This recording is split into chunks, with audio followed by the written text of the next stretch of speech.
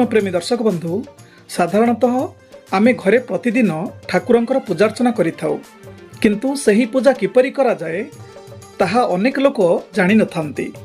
जहाकू जेमिति आसिला से सेमिति पूजा करिथांती किंतु दैनिक घरे ठाकुरंकर बहुत सरल विधि रे पूजा करिवा पई आम हिंदू शास्त्र रे नियम मान बताई दिया जायछि। सही नियम अनुसार पूजा कले भगवान अत्यंत प्रसन्न होइथांती। आजिर भिडियो रे आमे सही सरल पूजा विषय रे जानिबा। एही पूजा को पंच उपचार पूजा कहा जाए। तेबे आसंतु आपण मानक पई आजिर भिडियो पंचोपचार पूजा नियम।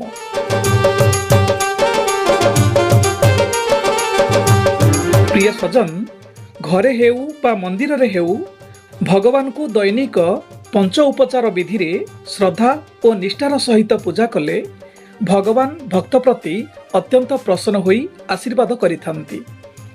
एही पंच उपचार पूजा पाई मात्र 5टी वस्तुर आवश्यक होइथाए, यथा गंध, पुष्प, धूप, दीप और नैवेद्य।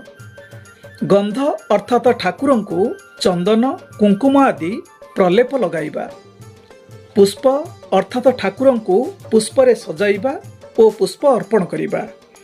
धूप अर्थात सुगंधित अगरबत्ती बा झुणा धूप आदि ठाकुरं पाखरे लगाइबा। दीप अर्थात दीप जलाई ठाकुरं को आलती करिबा। नैवेद्य अर्थात ठाकुरं को फलमूल, मिठेई, खेचुड़ी आदि भोग अर्पण करिबा। पंचोपचार पूजा एक सरल पूजा विधि। एही पूजा खूब कम समय मध्य होइथाए। पूजारे केवल 5टी वस्तु श्रद्धार सहित समर्पण करने पड़िथाए। मन रखिबा उचित कि पूजा कला बेले मन सर्वदा प्रफुल्ल बा खुशी रखिबा आवश्यक। सर्वप्रथमे पंच देवतांकर पूजा कला परे जाई अन्य देवदेवी मानकु पूजा करिबा उचित। पंच देवता हेले श्री गणेश, नारायण, शिव, दुर्गा और सूर्यदेव। तेणु प्रथमे एमानकर पूजा करिबा आवश्यक। एबे आसंतु एही पंच उपचार पूजार विधि विषय रे जानिबा।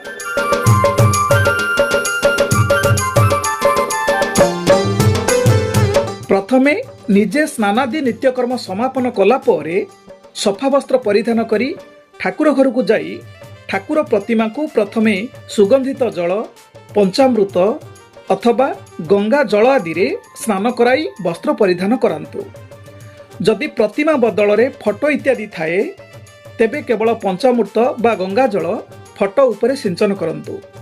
एहा परे चंदन, केसर, अष्टगंध आदि अनामिका अंगुली रे नेई भगवान को ठारे लगांतु। कुंकुम, अक्षत मध्य अर्पण करंतु। द्वितीय रे प्रभुंक चरण रे सतेज बा सज पुष्प अर्पण करंतु। जेउ देवदेवींकर जेउ फूल प्रिय सही सब फूल अवश्य चढ़ांतु। एथि सहित जदि फूलर माला थाए ताहा मध्य ठाकुर को पिंधाई दियंतु। तृतीय रे भगवान को गुगुल, झुणा, कर्पूर इत्यादि धूप अर्पण करंतु। अगरबत्ती मध्य जलाई पारिबे, मात्र आम शास्त्र रे अगरबत्ती जलाइबाकू बारण रहिछि।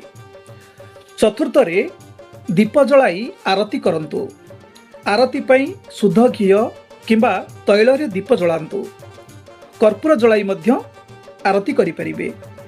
मने रखिबे, आरती कला बेले आरती थाली को डाहाण हाथ रे धरी भगवानकर डाहाण पटरु आरती करंतु एवं बाम हाथ रे घंटी बजांतु।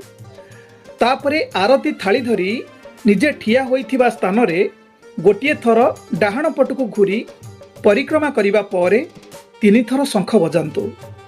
पंचम रे भगवान का सम्मुख रे नैवेद्य थाली रे भोज्य पदार्थ अर्थात फलमूल बा मिठा जिनिस, लड्डू इत्यादि भोग अर्पण करंतु। नैवेद्य थाली रे तुलसी पत्र अवश्य पकांतु एवं गोटिए ग्लास रे जल पूर्ण करी रखंतु।